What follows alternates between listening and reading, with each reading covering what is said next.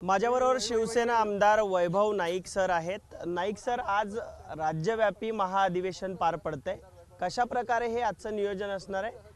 उद्धव ठाकरे तुम्हाला मार्गदर्शन करतील, काय अपेक्षा आहेत या महाअधिवेशनात? खरं तर आता जो 30 वर्षांनी या नाशिकच्या पुण्यभूमीमध्ये शिवसेनेच्या राज्यव्यापी शिबिर या ठिकाणी होते। या शिबिरामध्ये शिवसेनेची ध्येय धोरणं, शिवसेनेचे ठराव या दिवशी निमित्तानं आपल्या सगळ्यांसमोर येतीलच।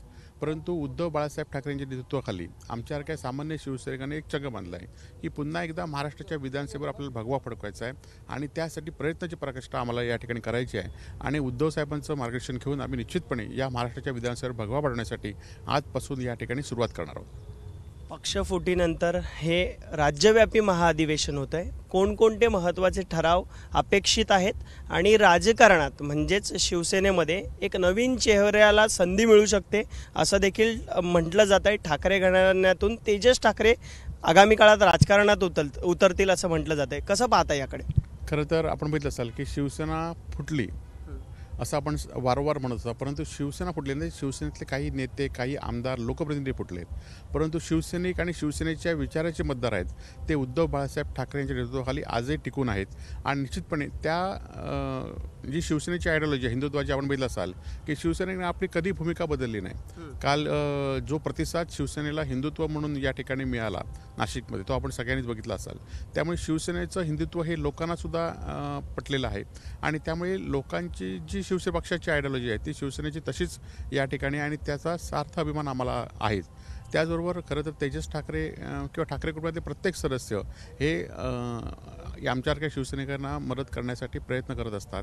निश्चितपणे उद्धवजींनी त्यांच्यावर जबाबदारी तर ते पण जबाबदारी यशस्वीपणे पार पडतील आणि आपला शिवसेनेच्या नेतृत्वात उद्धव साहेबांच्या नेतृत्वाखाली प्रत्येक शिवसैनिक हा म्हणजे नेतृत्वाचा जो आदेश असेल तो आदेश या ठिकाणी पाळेल। ध्येय धोरणांसाठी हे महाराज्यव्यापी अधिवेशन पार पडतंय, मात्र दुसरीकडे पाहिलं तर तुमच्या नेत्यांना चौकशीच्या फेऱ्यात अडकलेले पाहायला मिळत आहेत, चौकशीसाठी सामोरं जात आहेत, कसं पाहता याकडे? नाही, खरं तर आपण बघितलं असाल की काही 8 दिवसापूर्वी जी महापत्रकार परिषद झाली त्या पत्रकार परिषदेमध्ये जे मुद्दे सगळे या ठिकाणी महाराष्ट्राच्या जनतेने बघितले आणि त्यानंतर जनतेने शिवसेनेवर अन्याय झाला ही भूमिका जनतेमध्ये आहे आणि त्याला कुठेतरी बदल करण्याचा की त्या प्रवाहाला कुठेतरी बदलायसाठी हा प्रयत्न होतोय की खरं तर आपण बघितलं असाल की अनेक दिवस या चौकशा वेगवेगळ्या पद्धतीने चालू आहेत, परंतु असं काही विषय झाला की चौकशा करायच्या आणि दबाव आणायचा, परंतु असल्या दबावाला जो शिवसैनिक निष्ठेने काम करतो असल्या दबावाला भी केला नाही।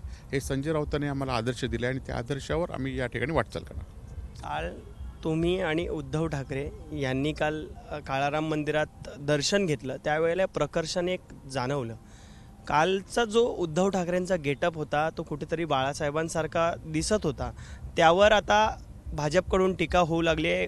गेटअप कराल मात्र बाळासाहेबांसारखे विचार कसे आणणार? खरं तर आज संपूर्ण देशामध्ये किंवा जगामध्ये महासत्ता असलेला किंवा मोठा पक्ष असलेला भाजपला सातत्याने उद्धवजींवर बोलायला लागतंय आणि उद्धवजींवर आरोप करायला लागत आहेत आणि त्यामुळेच खरं तर उद्धवजींची ताकद खरं तर बाळासाहेबांची जागा कोणी घेऊ शकत नाही हे सगळ्यांनाच माहिती आहे, परंतु उद्धवजींची आज ताकद बाळासाहेबांपेक्षा कमी नाही हे मात्र आपल्याला सगळ्या ह्या भूमिकेवरून, कारण एखादा संघर्ष केलेला नेता कसा लोकांसमोर जातो आणि काय त्याच्यात बदल होतात हे आपण लोकांनी बघितलेलं आहे आणि सातत्याने गेले 2-2.5 वर्ष सातत्याने संघर्ष उद्धवजींच्या वाट्याला आलेला आहे आणि त्या संघर्षातनं आज उद्धवजींचं नेतृत्व, उद्धवजींचं आज बघितलं आपण की अनेक लोक महाआरतीला सुद्धा केवढ्या मोठ्या हजारोच्या संख्येने नाशिककर आले होते, महाराष्ट्राच्या जनतेने बघितलं होतं आणि त्यामुळे उद्धवजींच्या संघर्षातनं जे वातावरण तयार झाले ते मात्र निश्चितपणे उद्धवजींचं नेतृत्व आणि फुलून येत आहे एवढं मात्र निश्चित आहे। नक्कीच एकीकडे भाजप नेते उद्धव ठाकरेंवर टीका करतायत तर संघर्षातून उद्धव ठाकरे यांच्यासारखं एक नेतृत्व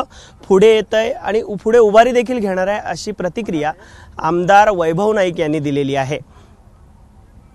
कॅमेरामन मयूरसह मी अल्पेश करकरे, एबीपी माझा, नाशिक। एबीपी माझा, उघडा डोळे बघा नीट।